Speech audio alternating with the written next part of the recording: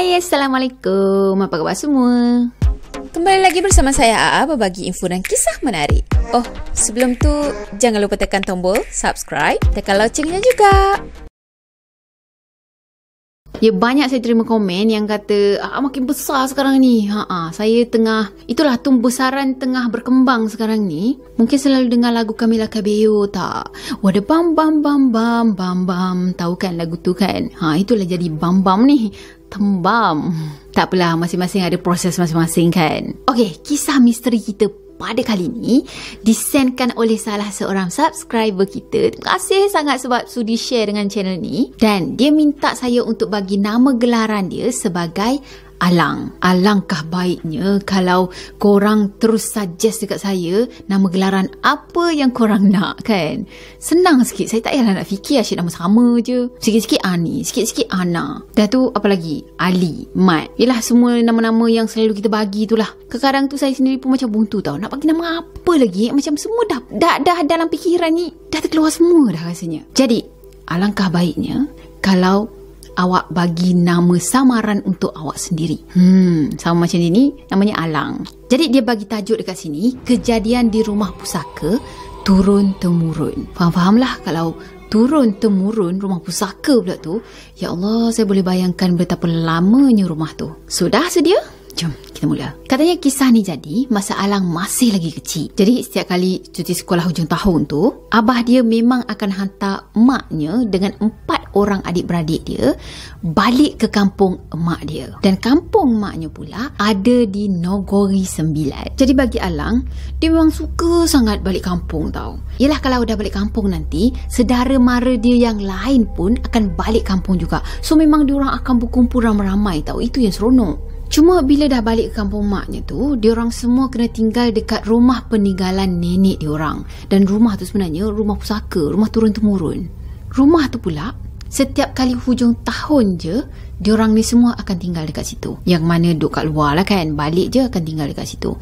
Kalau tak, rumah tu akan kekal kosong sepanjang tahun. Cuma pada masa tu, Alang ni tak adalah terfikir kata rumah ni misteri ke, haunted ke apa kan. Yang ada dalam fikiran dia pada masa tu, dia cuma seronok sebab dapat habiskan masa dia dengan sepupu sepapat yang lain. Sepupu sepapat, betul ke tak? Tapi orang Kelantan sepupu sepapat. So dia bagi gambaran dekat sini rumah pusaka nenek dia. Rumahnya tu jenis rumah papan yang tinggi. Dan tingginya tu lebih kurang tinggi pinggang lelaki dewasa. Dan keseluruhan ruang beranda, ruang tamu dan juga bilik semuanya papan. Bahagian dapurnya pula ada campur papan dengan kayu. Rumah tu ada satu bilik je sebab katanya itu rumah jenis peneroka getah zaman dulu. Bilik air dan juga tandas ada jauh dekat luar rumah. Jadi bila dah berkumpul ramai-ramai dengan sepupu, dengan sanak saudara, mestilah diorang akan plan aktiviti-aktiviti diorang kan. Dan pertama lagi budak-budak, ada je rancangannya nak pergi merayap dekat seluruh kampung. Dan kebetulan dekat kampung tu ada sebatang anak sungai ni tau. So biasanya setiap kali balik, diorang akan berjalan kaki untuk pergi ke anak sungai tu. Jadi diorang sedara, geng-geng budak-budak ni memang rapat sangat. Dah bila malam pula, diorang akan sembang-sembang, lepak-lepak kan. Masing-masing cerita tentang masing-masing. Dan malam tu diorang bercerita sampai lewat malam. Jadi malam tu diorang lepak-lepak dekat beranda rumah nenek diorang. Macam-macam cerita lah yang diorang borakkan. Dan diorang dah plan dah, diorang nak tidur beramai-ramai dekat beranda rumah tu. Yelah, dekat ruang tamu dan juga bilik kan macam sempit. Jadi orang dewasa je lah yang tidur dekat area situ. So budak-budak ni semua tidur dekat beranda rumah. Kalau beranda rumah, saya fikir memang open lah kan. Kita boleh tengok dekat laman rumah tu pun boleh nampak semua benda kan. So ada salah seorang abang saudara dia ni, dia gelarkan sebagai boboy. Katanya abang boboy ni jenis yang mulutnya tu boleh tahan berani juga. Kebetulan sebenarnya abang boboy ni dia tinggal dekat kampung yang sama juga. Yelah, sebab mak dengan ayahnya pun memang asal kampung tu. Jadi dia orang menetap dekat situ. So apa yang berlaku dekat rumah nenek dia ni dengan kawasan kampung tu lah, cerita kampung kan, mesti dia akan tahu. Jadi pada malam tu dalam pukul 12 lebih, abang boboy tadi mula buka cerita. Saja je pukul 12 lebih baru nak buka cerita-cerita seram kan. Abang boboy cakap rumah nenek diorang yang diorang stay sekarang ni memang selalu kosong. Kalau malam je memang gelap gelita. adik saudara kepada Alang ni namanya Azin. Azin tadi pun macam tanyalah kan, bukan ke rumah kau dengan rumah nenek ni macam sebelah-sebelah je? Kenapa kau tak datang bukakan lampu dekat rumah nenek ni? Takkan ayah kau tak datang tolong bukakan lampu dekat rumah ni? Dan abang Boboiboy tadi balas apa tau? Bukannya tak nak buka lampu, tapi masa korang ni semua tak ada, macam-macam yang jadi dekat rumah ni tau. Padahal malam-malam mana ada orang dekat rumah ni. So diorang pun belalah kan, saling berpandangan antara satu sama lain. Dah tu diorang pun macam pandang ke arah Abang Boboiboy lah, tunjuk muka interest macam tu kan, nak tahu lagi cerita. Abang Boboiboy tadi cakap, kalau korang nak tahu, bukannya ayah aku dengan aku tak cuba untuk buka lampu rumah ni, tapi lampu rumah ni yang selalu main-mainkan kita orang. Yelah, bila kita orang on je lampu, lepas tu balik ke rumah, tengok-tengok lampu rumah nenek tadi dah terpadam dah. Dan bila kita orang pergi je rumah nenek balik, naik je anak tangga pertama, lampu tu hidup dengan sendiri tau. Masa tu ayah aku pun duduklah dekat atas tangga, duduk isap okok kat situ kejap. Dah settle semua, baliklah rumah balik kan. Bila dah sampai rumah, lampu dekat rumah nenek tu terpadam balik. Masa diorang dengar je cerita tu, Alang tadi memang berdiri bulu roma dia. Siapa tak takut kan? Dah lah dia nak kena tidur dekat situ, dekat beranda pula tu, nampak kawasan halaman rumah. Tapi Azin, dia macam pandang sinis tau dekat Abang Boboiboy ni. Lepas tu dia cakap macam ni, apalah, lampu masalah pun korang takut? Yelah, kau kena tahu, kau sendiri pun cakap yang rumah nenek ni dah lama kan. Jadi tak mustahil lah barang elektrik dekat rumah ni tak bermasalah. Mestilah banyak yang rosak. Jadi tak ada benda yang pelik lah kalau lampu tu boleh rosak. Masa tu diorang semua ni pandang semacam lah dekat Azin ni. Yelah, asal kau ni macam angkuh sangat. Dah, Abang Boboiboy tadi pun bersuara balik. Dia cakap apa? Kalau kau nak tahu, lampu rumah nenek ni ayah aku dah repair lama dah tau. Bukannya ayah aku tak repair langsung lampu-lampu kat rumah ni, tapi memang macam tu juga, dia tak malam pula tu. Sampaikan ayah aku pergi cari kawan dia yang paling terror dalam elektrik ni semua, dan tolong tengok-tengokkan wiring rumah nenek ni. Tapi kau tahu apa yang kawan ayah aku cakap? Dia cakap yang rumah ni tak ada masalah elektrik pun, ataupun wiring ke apa tak ada. Lagipun ayah aku pernah cakap tau, kalau malam je dia nak datang ke rumah nenek ni, mesti dia dengar sesuatu dekat dalam rumah nenek. Macam dia dengar ada orang berjalan-jalan dalam rumah, lepas tu dia dengar ada orang ketuk daripada dalam rumah, padahal tak ada siapa pun yang ada kat dalam rumah tu. Ya kan, rumah nenek ni dikunci dengan mangga daripada luar, siapa je yang boleh masuk?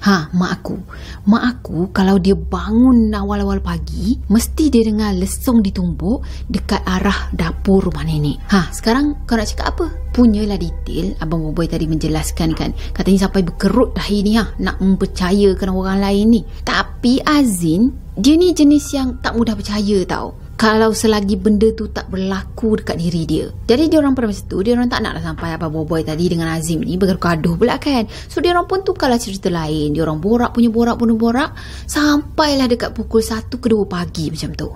Dah 1 ke 2 pagi ni, jomlah kita tidur kan. Mula-mula tu Abang Boboiboy ni nak balik ke rumah dia, nak tidur kat rumah dia je lah. Tapi diorang ni semua pujuk lah kan, jomlah tidur sama, bila lagi kan. Dah lah diorang ni macam, yelah balik jarang sekali, esok je lah, awal-awal pagi esok ke balik je lah kan. Jadi malam tu diorang semua tidur dekat beranda tadi, dan diorang tutup lampu, jadi kelap gelita lah kan. Cuma katanya malam tu bulan terang sangat, jadi diorang pun tidur. Dan malam tu dalam pukul 3 pagi macam itu, pagi tu dalam pukul 3 pagi, tiba-tiba Azrin ni terbangun sebab dia sakit perut nak membuang. Jadi dia pun bangun, lepas tu dia pergi intai-intai dekat kawasan belakang rumah. Sambil-sambil dia suluh kat bahagian belakang rumah tu kan. Belakang rumah tu sebenarnya dekat dengan tandas tu lah. Dan dalam masa yang sama, Alang ni pun tersedar juga. Dah Azrin nampak je Alang tersedar, dia terus pergi ke arah Alang. Dan dia minta untuk Alang temankan dia pergi ke tandas yang ada dekat belakang rumah nenek. Jadi Alang pada masa tu dia dalam mamai macam gitu, dia pun bangun lah kan. Kebetulan pula dia pun rasa macam nak terkencing juga. Cuma masa tu dia fikir dia nak tahan je lah. Yelah, teringatkan kisah-kisah seram yang diceritakan oleh Abang Boboiboy tadi kan. Tapi sebab fikir-fikirkan ialah dia pergi berdua, so macam agak berani lah juga. Dia pun bangun dan berjalan ke arah tandas tu. Katanya nak pergi ke arah tandas tu, dia kena lalu dekat denai kecil yang jauhnya dalam 20 langkah daripada belakang rumah neneknya. Dah, masa dia berjalan-jalan tu, tiba-tiba je dia terdengar ada lolongan anjing tau. Lolongan anjing yang dia dengar tu sebenarnya daripada jauh. Jadi macam sayup macam tu lah kan. Dah, Alang tadi macam mula tak sedar hati lah. Dan dia pun cakap lah dengan Azim, "Jom kita patah balik. Nak pergi dekat beranda rumah balik lah kan." Tapi Azim ni berkeras tau. Dia dah tak tahan sangat dah ni. Dia paksa Alang, dia ugut Alang untuk temankan dia pergi ke toilet. Jadi Alang tadi terpaksalah ikutkan juga. Tiba-tiba je tak ada bateri. Tak lama lepas tu diorang pun sampai juga dekat tandas tu. Tandas tu pula tak ada lampu tau. Diorang kena berbekalkan lampu picit ke ataupun lampu minyak tanah tu ke. Apa-apa je lah yang diorang bawa. Dan masa tu Azim tadi bagi lampu suluh dekat Alang. Dia pun masuk ke dalam tandas. Jadi tinggallah dia sorang-sorang duduk tercegat dekat luar tandas tu. Katanya sambil-sambil dia main-main lampu suluh tu, kejap dia suluh kat situ, kejap dia suluh kat sini. Dan boleh kata dia pergi suluh dekat sekitar kawasan tandas tu lah. Sebenarnya dekat sekeliling kawasan tandas tu ada banyak sangat pokok besar-besar tau. Dan dekat belakang tu pula ada hutan yang sangat tebal. Masa Alang ni leka tengah menyuluh dekat belakang tandas tadi kan, tiba-tiba je dia perasan ada sesuatu yang ganjil tau. Masa tu dia ternampak ada dekat bahagian belukar ni, daun-daun dekat area situ bergerak-gerak tau. Seolah-olah macam ada sesuatu yang berjalan nak keluar daripada belukar tu. Mula-mula tu dia fikir mungkin ada haiwan liar yang berjalan kan, lepas tu nak keluar daripada belukar tu, daripada semak-semak tu. Sebab itulah daunnya tu macam bergoyang-goyang kuat sangat kan. Tapi pelik, makin lama makin kuat tau dia punya goyangan tu. Goyangan. Kau ingat dandut? Jadi Alang tadi pun tanyalah Azin kan, "Zin, kau lambat lagi ke?" Yelah, sebab masa tu dia dah makin cemas dah, makin dah gelisah dah. Dan dia sendiri pun dah tak tahan dah nak berdiri dekat situ lama-lama. Maunya tak gelisah, masa tu dah pukul 3 pagi kot. Dan tak lama lepas tu Azim tadi pun keluarlah daripada toilet dengan mukanya yang tak puas hati kan. Dah tu Azim pergi jeling dekat Alang sambil-sambil dia membebel. Dia cakap, "Apa benda lah kau ni? Aku nak melabur lama sikit pun tak boleh. Bagi sini lampu suluh tu." Menyusahkan betul lah kau ni. Dia tak tahu orang dah terketak-ketak lutut dah. Dah dia pun nak balik pergi ke beranda tadi kan. Beberapa langkah je dia berjalan, tiba-tiba dia terdengar ada bunyi ranting patah tau. Seseolah macam ada seseorang yang berjalan ataupun sesuatu yang berjalan, lepas tu terpijak ranting, kan bunyinya kriuk-kriuk macam tu kan. Betul ke? Keropok kot, kriuk-kriuk. Katanya perasaan diorang pada masa tu macam ada sesuatu je yang tengah follow diorang. Tapi Alang tadi tak hiraukan dengan bunyi tu. Dia terus berjalan sampailah dekat belakang rumah nenek dia. Dan pada masa tu dia perasan, Azin tak follow dia tau. Rupa-rupanya Azin dia masih lagi tercegat dekat sana, tak bergerak. Sebab pada masa tu Azin toleh dekat belakang dan dia pergi suluh dekat bahagian semak yang ada dekat belakang tandas. Alang tadi pun terus panggil Azin kan. Azin, cepat sini, cepat. Yelah, dia panggil Azin tadi supaya cepat-cepat balik ke rumah nenek. Katanya masa tu Alang sempat panggil Azin sebanyak 2 kali je. Lepas tu dia sendiri terpandang ke arah sesuatu yang Azin tengah suluh sekarang ni. Sesuatu yang dimasukkan tu adalah satu lembaga. Bentuknya tu macam seorang lelaki dan rambutnya ni panjang macam menutupi dada katanya. Dah tu dia tak berbaju tau. Dekat kepalanya pula ada satu kain kali hitam dia ikat dekat kepalanya macam itu. Macam pasukan sorak bola tu, go bola go. Gitulah pakai tu kan. Dah tu lembaga tadi pakai seluar panjang yang kali hitam. Dan yang paling mengerikan, badan dia ni, dia tak pakai baju tadi kan, tapi badan dia seolah-olah penuh dengan lumuran darah tau. Dekat tangan kanannya pula dia pegang sebilah sabit. Ya Allah, bayangkan pun dah ngeri dah. Masa Alang ni nampak je lembaga tu, benda pertama yang terlintas dalam fikiran Alang, tak mungkinlah benda tu. Maksudnya tak mungkinlah hantu kan. Tapi dalam masa yang sama sebenarnya badan dia ni dah mula menggigil dah, dan dia sendiri pun dah kaku dekat situ. Lembaga tadi pula bila nampak je 2 orang budak ni, dia terus pergi kejar Azin Dan cara kejarnya tu bukan berlari tau, tapi dia seolah-olah macam merangkak macam gitu, meluru ke arah Azin tau. Azin apa lagi menjerit lah dia, Alang lari Lang, lari. Alang ni pula macam terkaku dekat situ kan. So Azin tadi pergi tarik tangan Alang ni dan diorang berlari ke beranda rumah nenek diorang. Cuma pada masa tu, walaupun Alang ni dalam keadaan berlari, tapi dia seolah-olah macam sedar tak sedar tau. Dia macam tak percaya dengan apa yang dia nampak pada masa tu. Jadi naik je dekat beranda rumah nenek ni tadi, Azin dia terus selubung dengan selimut. Alang pun sama, dia selubung dengan selimut dan dia cuba untuk lelapkan mata. Tapi tak boleh. Confirm lah tak boleh, kerana kalau saya macam dah seram sejuk dah. Jadi masa tu Alang tadi dia mengiring, dia baring mengiring dan pandangannya ni menghadap ke arah kanan beranda. Dan dekat sebelah kanannya tu sebenarnya ada beberapa orang lagi saudara dia orang yang lain. Dan saudara dia orang yang lain sebenarnya sedang nyenyak tidur tau. Tak tahu pun yang dia orang sekarang ni dihantui. Azin pula tidur dekat sebelah kiri Alang. Dan dekat sebelah Azin tu ada salah seorang saudara dia orang juga yang namanya Abi. Tak lama lepas tu Alang rasa macam lemas lah juga kan. Yelah, selubung dengan selimut lama-lama, dia rasa lemas. Lepas tu dia pun buka lah perlahan-perlahan. Sambil-sambil dia mengintai lah dekat segenap penjuru tu, sebab nak make sure yang keadaan pada masa tu semuanya dah okey, dah normal dah. Tapi pada masa tu dia terpandang dekat satu dinding. Dinding tu sebenarnya dinding kayu beranda yang jarang macam gitu. Dan dekat celah-celah dinding tu dia nampak ada sepasang mata yang agak besar. Katanya sebab terlalu takut sangat, dia paksa diri dia untuk tidur. Esok paginya tu Abang Boboy tadi kejutkan diorang, sebab dia nampak keadaan Azin ni dah terketar-ketar dekat dalam selimut. Dah tu Abang Boboy tadi pun mulalah sentuh badan Azin kan. Rupa-rupanya Azin dah demam panas dah masa tu. Jadi dia pun bagi tahu ibunya Azin ni yang Azin demam. Dah tu diorang semua tahu juga apa yang dah berlaku dengan Alang dan juga Azin pada malam tu. Dah tu Abang Boboy ni pun pesanlah dekat diorang semua.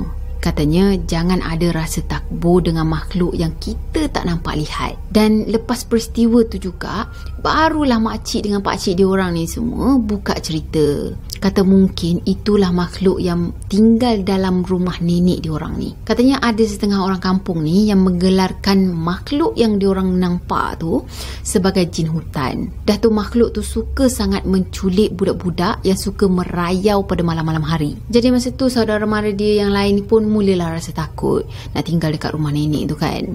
Tambah-tambah lagi Azin tahu. Katanya bila masuk maghrib je, Azin lah orang yang paling takut. Sebab dia takut benda yang sama akan jadi balik. Logik jugalah kan. Rumah yang lama ditinggal, walaupun kadang-kadang je diorang pergi sana, tapi kan dah lama kosong. Mestilah ada je yang nak tompang dekat situ ataupun nak tinggal dekat situ kan. Jadi Alang tinggalkan pesan dekat sini. Katanya yang mana ada lagi rumah dekat kampung yang tak dihuni, kadang-kadang tu baliklah sana. Jangan biarkan rumah tu lama sangat kosong. So terima kasih banyak-banyak untuk Alang sebab dah sudi untuk kongsi cerita dengan kita orang semua. Dan katanya sebenarnya banyak lagi tahu kisah-kisah yang dia nak kongsikan dengan AA Studio ni. Dan insyaAllah lah kalau dia ada masa nanti berkelapangan, dia akan kongsikan dengan kita semua. Yeay. Okeylah, saya rasa sampai di sini untuk video kali ni. Saya harap korang suka video ni. Dan macam biasa, kalau korang sukakan video ni, jangan lupa untuk tekan tombol like, comment, share dan juga subscribe. Dan juga subscribe. Jumpa lagi next video. Bye-bye. Assalamualaikum warahmatullahi wabarakatuh. Bye-bye.